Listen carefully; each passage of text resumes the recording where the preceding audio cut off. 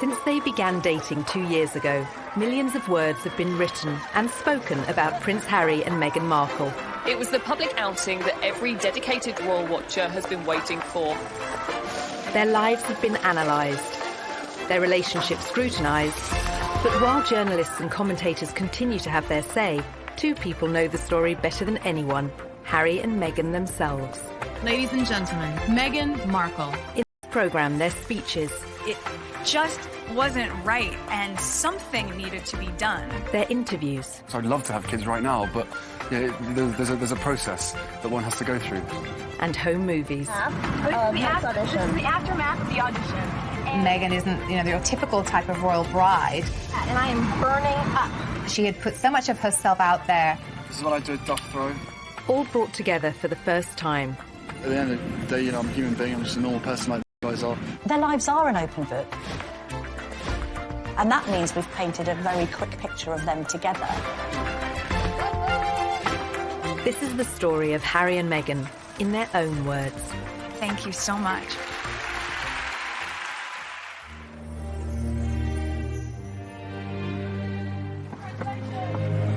This afternoon, Prince Harry and Meghan Markle stepped hand in hand into the sunken garden at Kensington Palace. November 27th, 2017, and Harry and Meghan broke the news the world had been waiting for. 17 months after their first meeting, they were in love and about to be married. It was so sweet and natural and very romantic. He got on one knee. As a matter of fact, I could barely let you finish proposing. I was like, can I say yes now? She didn't even let me finish. I said, can I say yes, can I say yes now? And then there was hugs and the ring in my finger. And I was like, can I give you the ring? She goes, oh, yes, the ring. Although this was the first time they'd spoken as a couple, both had long experience of talking about themselves. Raised worlds apart, they'd chronicled their experiences from childhood.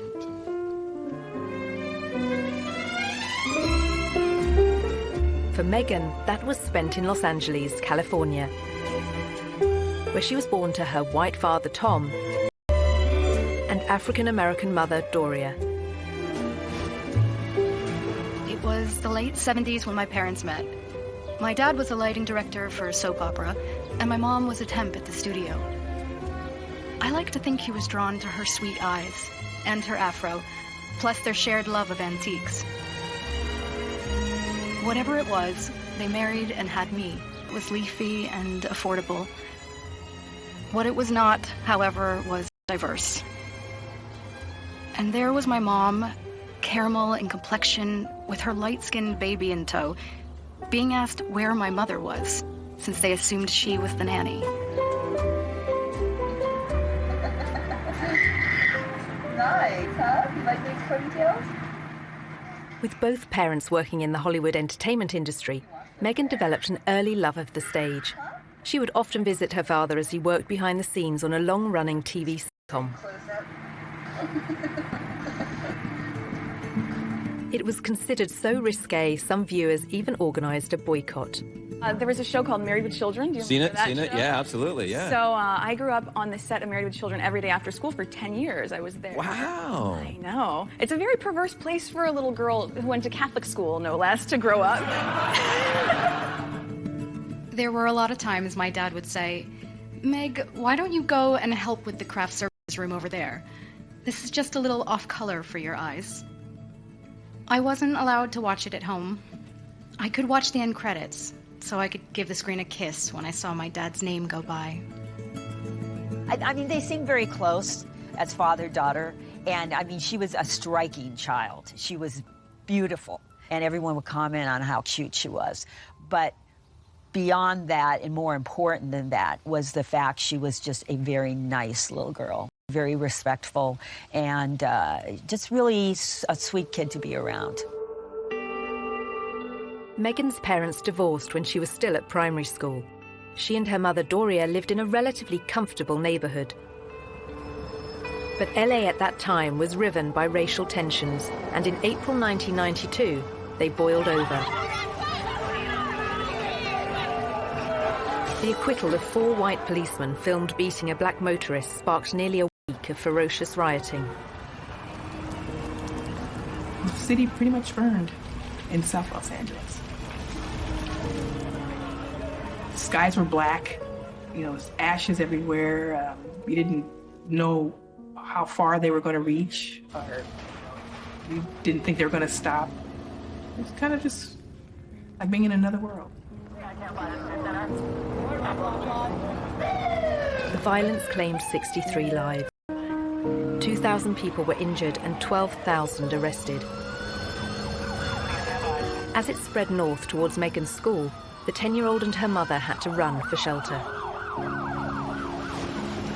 They had let us go home during the riots, and there was ash everywhere. Oh my God, Mommy, it's snows. So I can imagine any parent want to keep their child inside because when your city's burning, when fear for your life, children shouldn't have to experience that.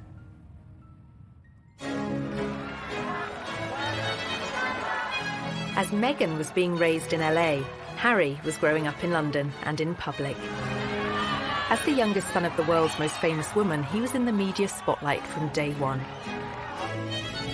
When it comes to dealing with the press, Prince Harry has a style all of his own. But despite the constant presence of the cameras, Princess Diana was determined to surround Harry and his older brother William with laughter and fun.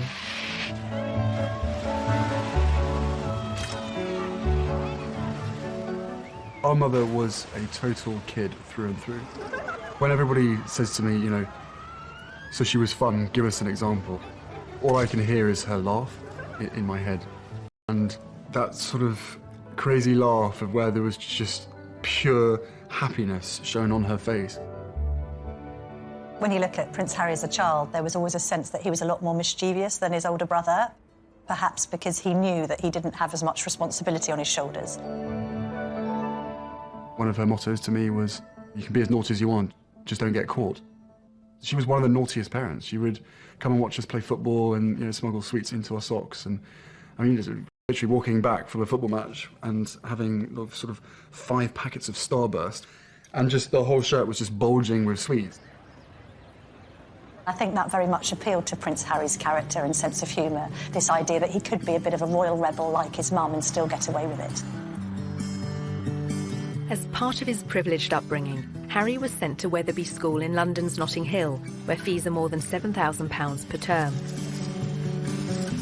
At the same time, Meghan, 3 years his senior, was a pupil at Los Angeles' Little Red Schoolhouse. With its strong academic and artistic reputation, it was a favourite for Hollywood families. But some of the city's most deprived areas were just a short drive away, areas she'd frequently visit along with both her parents. My mom and dad came from little, so they made a choice to give a lot. Buying turkeys for homeless shelters at Thanksgiving, delivering meals to patients in hospice care, donating any spare change in their pockets to those asking for it. This is what I grew up seeing, so that is what I grew up being. A young adult with a social consciousness to do what I could, and to, at the very least. Meghan's campaigning character was only just forming, but it would soon propel her onto the national stage. In 1993, the young schoolgirl took on a powerful multinational corporation, taking her complaint all the way to the White House.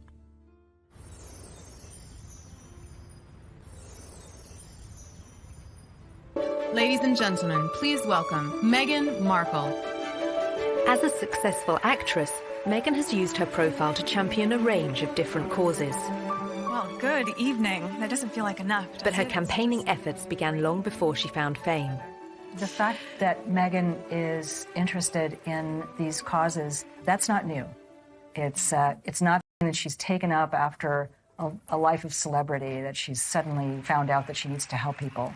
It really started from the very beginning when she was just a little girl. There's a story about how she was very proactive in protesting about an advertisement that she felt was very denigrating to women. The gloves are coming off. Women are fighting greasy pots and pans with Ivory Clear.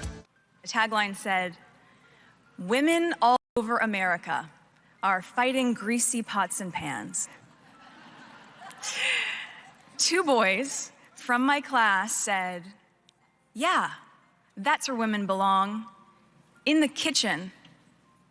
I remember feeling shocked and angry and also just feeling so hurt. It just wasn't right, and something needed to be done.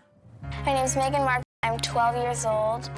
Last week at my school, we decided to watch the news for social studies. While through the channels, we saw a commercial for the new Ivory clear dishwashing liquid. In the commercial, they said women are battling grease, meaning only women do dishes.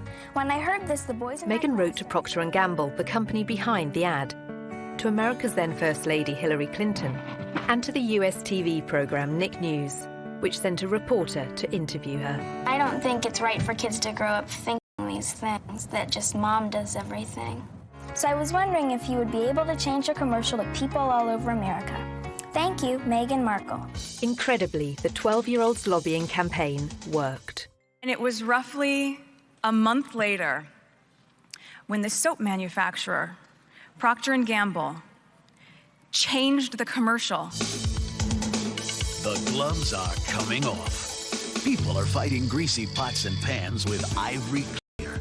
She had a sense that she could affect change, even though she was just one small person. She had a voice. If you see something that you don't like or the right people, and you can really make a difference for not just yourself, but lots of other people. Makes me feel... Meghan's time in the spotlight lasted for just a few days in 1993. But by then, Harry was used to relentless media attention. Soon it would become uncomfortable, both for him and his elder brother William. The reason? Their mother's very public and very bitter split from Prince Charles. It must be pretty tough when one day your father says it's all over. And you've got to split your time between here or with your mother. When he was the youngest, he must have seen the arguments and the rows together they'd had, and it had an effect on him. Charles and Diana officially divorced in 1996. In August 1997, she went on holiday with her new boyfriend, Dodi Fayed. Pursued by the paparazzi through the streets of Paris, their chauffeur-driven car crashed in a city centre tunnel. 3 people were killed, including Diana.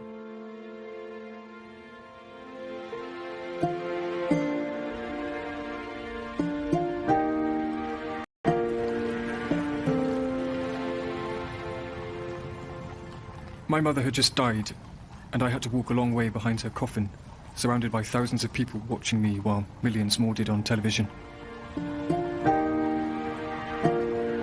I think everybody who witnessed the funeral and that young child walking behind his mother's coffin reflected on it and thought, goodness me, what effect is this going to have on this boy's life growing up? I don't think any child should be asked to do that, under any circumstances. I don't think it would happen today. Well, we now know, actually, the true effect that Diana's death had on both Harry and William. Prince Harry spoke extremely openly about the fact that that had a profound effect, that he completely went off the rails, he couldn't cope with it. I can safely say that losing my mum at the age of 12, and therefore shutting down all of my emotions for the last 20 years, has had a quite serious effect on not only my personal life, but also my work as well. My way of dealing with it was, sticking my head in the sand, refusing to ever think about my mum, because why would that help? It's only going to make you sad, it's not going to bring her back. So from an emotional side, I was like, right, don't ever let your emotions be part of anything. Obviously, you know, he speaks from the heart. I mean, Diana was a super mother, and to lose that person just such a young age must have been terrible for him, and he said that. How much he misses her, how much he thinks of her every day. Probably been very close to a complete breakdown on numerous occasions, when all sorts of grief and sort of lies and misconceptions and everything's coming at you from every angle. Diana's funeral was watched by an estimated 2.5 billion people around the world. Among them, 16-year-old Meghan Markle. By then, she was a student at the all-girl Immaculate Heart High School in Los Angeles. Here, just 2 miles from Hollywood, her acting ambitions were taking shape. Long before I taught Meghan, I saw her in the school plays. And she was one of those girls, when she was on stage, you were drawn to watch her because she just had this charisma and this charm, and she was really good. We have a musical and a play every year. And she was certainly one of the many shining lights that we have here at Immaculate Heart. Meghan's stage talents led her to enroll on a university course in theatre. Before joining, she auditioned for roles in music videos. This is after the aftermath of this this audition. This is the aftermath of the audition, and it went pretty well. We just had to dance crazily, and so I did, and it was tiring. Just all danced like wild women, and I was shaking my hair around, and so that's that, and I am burning up. The Los Angeles of 1998 had recovered from the riots of 7 years earlier. But racial prejudice remained close to the surface, as Meghan was soon to witness firsthand. I was home in LA on a college break when my mom was called the N-word. We were leaving a concert, and she wasn't pulling out of a parking space quickly enough for another driver. My skin rushed with heat as I looked to my mom, her eyes welling with hateful tears. I could only breathe out a whisper of words so hushed they were barely audible. "It's okay, Mommy."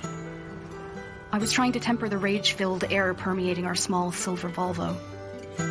This is something that has happened for people of color since we've been brought to this country some 400 years ago. It's unfortunate because racism hurts. You know, just to talk about it, it hurts. And kids don't need to hurt. They shouldn't have to. I shared my mom's heartache, but I wanted us to be safe. We drove home in deafening silence, her chocolate knuckles pale from gripping the wheel so tightly. Chicago, she showed huge promise on stage, starring in a number of student movies. But soon the undergraduate was keen to spread her wings and take on other subjects.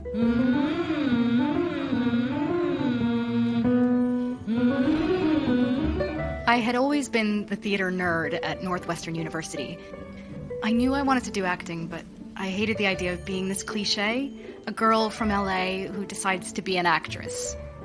I wanted more than that, and I always loved politics, so I ended up changing my major completely and double majoring in theater and international relations. As part of her degree, Meghan won an internship at the US Embassy in Argentina. In 2002, the country was in financial crisis. Meghan was sent to greet a top White House official, whose car was then surrounded by placard-waving demonstrators. It was their economic devaluation, and our Secretary of the Treasury at the time was there. So I'm 20 years old, in Buenos Aires, in a motorcade, doing that whole thing. I thought for sure I would still have a career in politics. And then I came back to LA for Christmas, and a friend of mine from college introduced me to this manager. The manager had watched one of Meghan's student films and said he could find her cinema and TV work in return for a 10% cut of her earnings. But, as she was soon to discover, competition for roles was fierce. A young actor, actress trying to break into the business, it is not easy. My parents had been so supportive, watching me audition, trying to make ends meet, taking all the odds and ends jobs to pay my bills. I was doing calligraphy, and I was a hostess at a restaurant, and all those things that actors do. There's so many people out here who want to get into the entertainment industry. It's difficult. I had a beat-up Ford Explorer Sport that rattled like a steamboat engine in the morning. It was burning out. I had started to give up. It was tired and running on empty, going from audition to audition, just as I was. I mean, you really have to be very self-promoting, and you have to be willing to, you know, knock on doors and be very motivated and have good self-esteem, because you could get eaten alive out here. I would drive to to auditions and park at the back of the parking lot, far from the eyes of anyone who could see me unlocking the trunk and crawling into my car through its only feasible entry point. I would play it off, obviously, as though I was looking for something, reaching so deep for something that my car almost sucked me in to get it. Much like my experience in Hollywood, to be honest. Struggling, climbing hurdles. Now in her mid-20s, the most Meghan had to show for her efforts were bit parts in soap operas, TV dramas, and the odd movie. In 2006, she became a briefcase girl on the American version of the quiz show Deal or No Deal, recording up to 7 shows a day. For somebody like Meghan, appearing as essentially an adornment on a game show would not be her ideal job. I'm sure she appreciated the paycheck, but she would have felt creatively unfulfilled. I would put that in the category of things I was doing while I was auditioning to try to make ends meet. I was the ill-fated number, which for some reason no one would ever choose. I would end up standing up there forever in these terribly uncomfortable and inexpensive 5-inch heels, just waiting for someone to pick my number so I could go and sit down. Despite her setbacks and disappointments in Hollywood, Meghan persisted. And in 2011, her big break came in Canada. Success and fame beckoned, as well as marriage.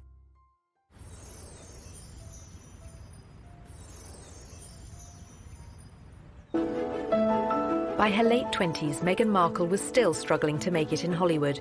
Along with the hurdles facing all young actresses, she had a further challenge: her mixed-race heritage.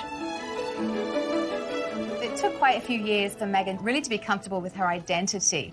Hollywood didn't help with that, and it must have been very hurtful and very frustrating for her at times. I'm biracial. Most people can't tell what I'm mixed with, and so much of my life has felt like being a fly on the wall. And so some of the slurs that I've heard, or the really offensive jokes, or the names, it's just hit me in a really strong way. Being ethnically ambiguous, as I was pegged in the industry, meant I could audition for virtually any role. I wasn't black enough for the black roles, and I wasn't white enough for the white ones, leaving me somewhere in the middle as the ethnic chameleon who couldn't book a job. But the breakthrough was getting closer. At one audition, a casting director advised Meghan to adopt a more natural look. She stopped me in mid-scene and said so simply, "You need to know that you're enough." She saw all that self-doubt beaming through the self-tanner and excessive blush. You need to know that you're enough. Less makeup, more Meghan. And that moment for me was a... As Meghan edged closer to fame, Harry was doing his best to escape the media spotlight. After finishing his studies at Eton, he took a gap year, then enrolled at the Sandhurst Royal Military Academy, passing out in 2006.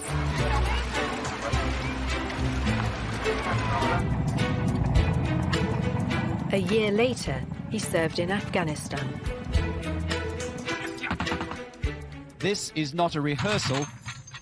This is war. Prince Harry taking on the Taliban and coming under fire. The army had deployed Harry to the front line in secret. The media were only allowed to report on it as his 20-week tour of duty came to an end. This is what I do, dog throwing. At the end of the day, I'm a human being. I'm just a normal person like these guys are. I don't know. It's just nice to be. I wouldn't expect the British public to make much of it. I think they would just turn around and go, "Yep, good on him. Good on the people who got him out there. He's a soldier. So what?" Basically, so what? So what if he goes out there? My husband went out there and he died. So what if he goes out there? The general opinion, and hopefully so. He was very good at his job. He was very competent. And he fitted in very well with everyone that he worked with. There was no airs and graces with Harry. He just wanted to be treated the same as everybody else, which he was. He didn't expect any sort of special favours, being the Queen's grandson. Harry's determination to be treated the same as other soldiers won him praise from media. But newspapers were less impressed by his behaviour when off-duty. In 2012, pictures of a semi-naked royal enjoying time off in Las Vegas made the front pages. It was probably a classic example of me probably being too much army and not enough Prince.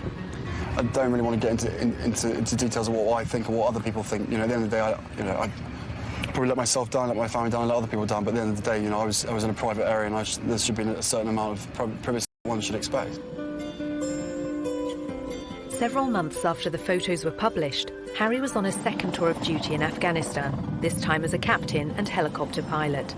Approaching 30, he was making plans for a life post-army and fielding questions about his personal plans for the future. I don't think you can ever be urged to settle down. If you find the right person and everything feels right, then it takes time, especially for myself and my brother. You ain't ever going to find someone who's going to jump into the position that it would hold. Simple as that. By then, Meghan had found a long-term partner, American film and TV producer Trevor Engelson. They dated for 7 years, marrying in 2011. Suits, set in New York, but about to be filmed in Toronto. It was the 5th pilot I would have filmed. I remember hoping this one would see the light of day.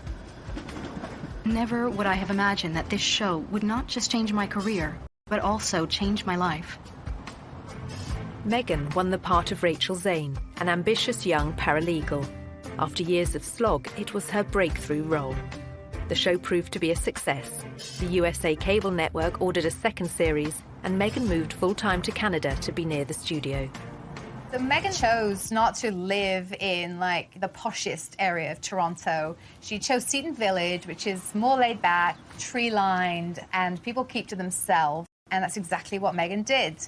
So much so that her neighbours didn't even know who she was. But that was soon to change as her TV series became an international hit. As Meghan basked in her newfound fame, Harry was concentrating on building a new career. After the negative headlines surrounding his off-duty life, Harry became patron of the Invictus Games for injured servicemen and women, and he began supporting a range of causes that were close to his mother's heart. I'm particularly pleased to be with you today because my mother as patron very much admired Headway and the vital work that it does, and for me that's good enough. He was also increasingly active in aid programs abroad, especially in Africa, where his Sentebale charity is based. Sentebale means forget-me-not. It's in memory of Princess Diana. I think actually Harry's been concerned that some of her good work has been undone in recent years. And a sense that he needs to carry on her good work, otherwise it would have been meaningless. Harry had first visited Botswana in southern Africa shortly after Diana's death. In the years afterwards, he'd made repeated journeys. This is where I feel more like myself than anywhere else in the world. I have this intense sense of normality here. To not get recognised, to lose myself in the bush with what I would call the most down-to-earth people on the planet. People dedicated to conservation with no ulterior motives, no agendas, who would sacrifice everything for the betterment of nature. I talk to them about their jobs, about what they do, and I learn so much. By 2013, Meghan's TV series Suits had become a huge hit for the USA network. It was their most popular show for young adults, the audience advertisers valued the most. Before filming Series 4, she complained to the program makers. This season, every script seemed to begin with Rachel enters wearing a towel. And I said, nope, not doing it anymore. Not doing it. I called the creator and I was like, it's just gratuitous. We get it. You've already seen it once, so I think at a certain point you feel empowered enough to just say no. Meghan was also starting to use her power in other ways.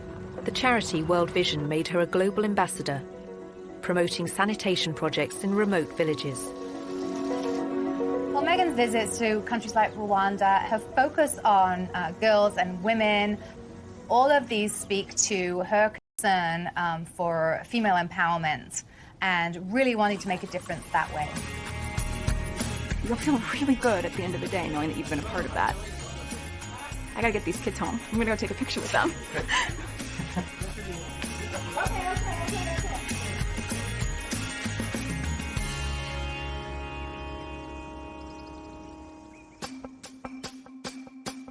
Meghan's fame had coincided with sadness in her personal life.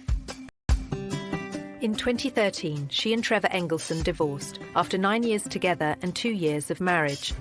Although neither has ever spoken publicly about the split, commentators attributed it to the distance between them. While Meghan concentrated on her TV work in Toronto, he remained in LA. At 31, Harry was also unattached, despite a series of girlfriends and a reputation as one of the world's most eligible bachelors. I said to Prince Harry, when are you going to get married? And he said, when are you going to get married? He's always had a string of pretty serious relationships with pretty serious women. He chose, for the longest period, Chelsea Davy, a very bright girl from Zimbabwe. I don't think that worked simply because, although she loved him, she didn't love the status of monarchy and the baggage that he came with him. And then de Bonus, again, another very bright spark, lovely girl. Again, loving Harry and being with Harry, but not the circus that comes around him. In 2015, a year after that latest split, Harry went on a tour of New Zealand and revealed his strong desire to start a family. Of course, I'd love to have kids right now, but there's a process that one has to go through. And, tours like this is great fun. Hopefully I'm doing all right by myself. It would be great to have someone else to me to share the pressure. But, time will come. Whatever happens, happens. When he first met Meghan in London in July 2016, they discovered much in common. Both their parents had divorced when they were young. They were famous, wealthy, and had a shared interest in the developing world. It was one of the first things we started talking about when we met, was just the different things that we wanted to do in the world and how passionate we were about seeing change. I think that was, that's what got day 2. Soon after that second date, their first holiday, Harry invited Meghan to the country he'd first visited in the aftermath of his mother's death 19 years earlier. I think about 3, maybe 4 weeks later, that I managed to persuade her to come and join me in Botswana, and we camped out with each other under the stars. She came and joined me for 5 days out there, which was absolutely fantastic. So then we were really by ourselves, which was crucial to me, to make sure that we had a chance to get to know each other. The couple kept their relationship secret throughout the summer of 2016. But then, at the end of October, the first headline appeared. You have a story like that and it breaks, and the rest of Fleet Street is then playing catch-up. And it was then after the story broke that you found people descending on Meghan's house, chasing after anyone that ever knew her, chasing after family members.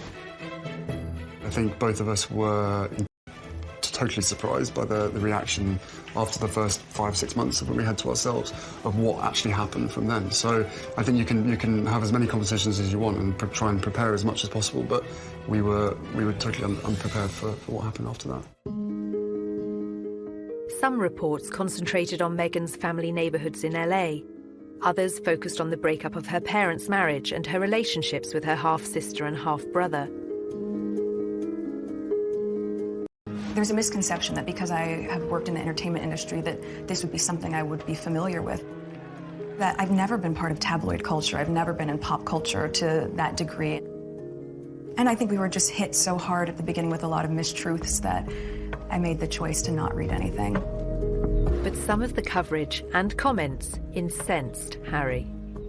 Breaking news from Kensington Palace this morning. Prince Harry After 8 days of headlines, he came out fighting. I think that's one of the strongest statements I've ever heard come out of a palace.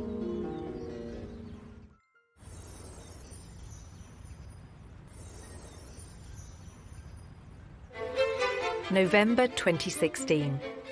Just 8 days after the story of Harry and Meghan's relationship broke, Kensington Palace went to war with the press. Prince Harry is worried about Miss Markle's safety and is deeply disappointed that he has not been able to protect her. It had the into a relationship with him that Miss Markle should be subjected to such a storm. I think he was saying, look, this girl's important to me and I want to make sure that you're all careful in what you're doing. He knows commentators will say this is the price she has to pay and that this is all part of the game. He strongly disagrees. This is not a game, it is her life and his. I think that's one of the strongest statements I've ever heard come out of a palace. I think so too. It's incredibly personal statement. He is obviously very, very angry. Well, good for him. I think the statement went down very well with the public in saying, yeah, fair on Prince Harry, this girl needs to be protected. I think others were a bit more critical, saying, well, all right, but you can't have it both ways. You get a lot of great publicity for your causes and you're the hero of the hour. If we want to find out about your private life, we're entitled to. Poring over Meghan's private life continued. Journalists scoured her social media accounts looking for more clues about her relationship with Harry. They found she'd posted photos of herself with a bracelet similar to one worn by him. To all my TIG friends, after 3 beautiful years on this adventure with you, it's time to say goodbye. In April 2017, Meghan began withdrawing from social media, prompting more speculation that the couple were about to become engaged. She closed her successful lifestyle website, The TIG, posting a farewell message to all her readers. Keep laughing and taking risks, and keep being the change you wish to see in the world. Thank you for everything, Meghan Markle.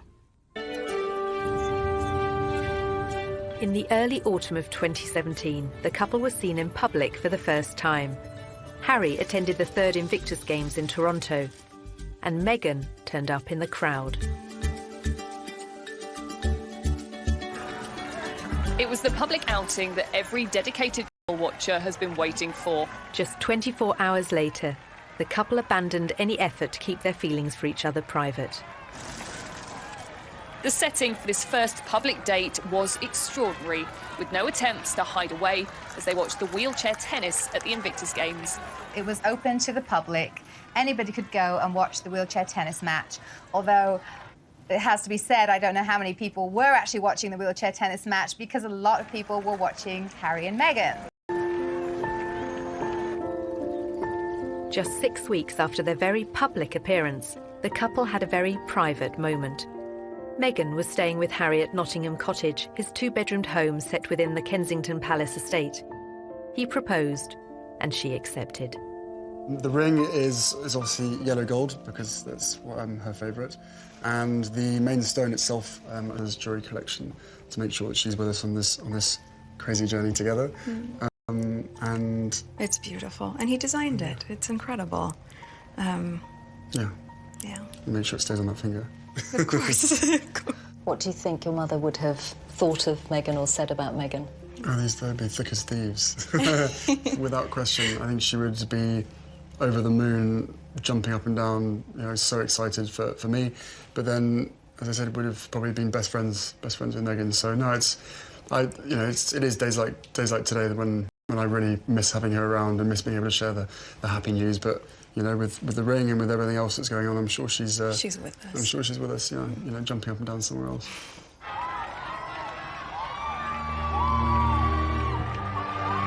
Since the announcement, Meghan has become the fresh face of royalty, connecting with a new generation, just as Harry's mother once did. I know that I'm in love with this girl, and I hope that she's in love with me, but we still had to sit down on the sofa, and I still had to have some pretty, frank conversations with her to say, look, what you're letting yourself in for, it's a big deal.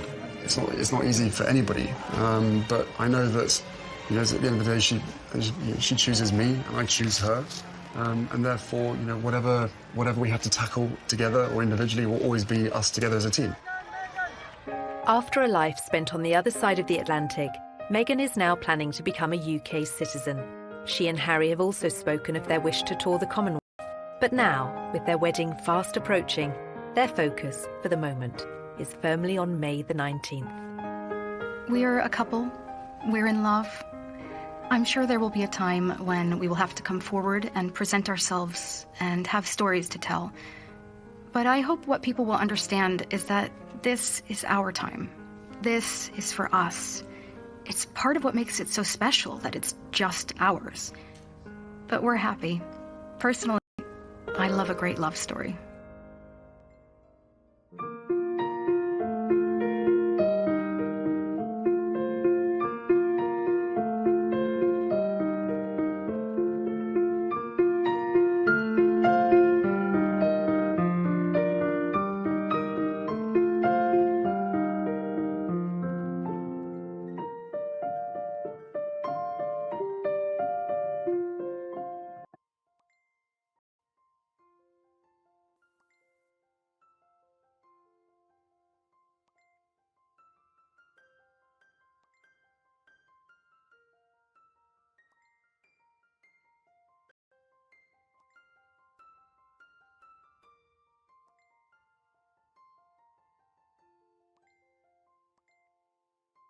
And there was my mom, caramel in complexion, with her light-skinned baby in tow, being asked where my mother was, since they assumed she was the nanny.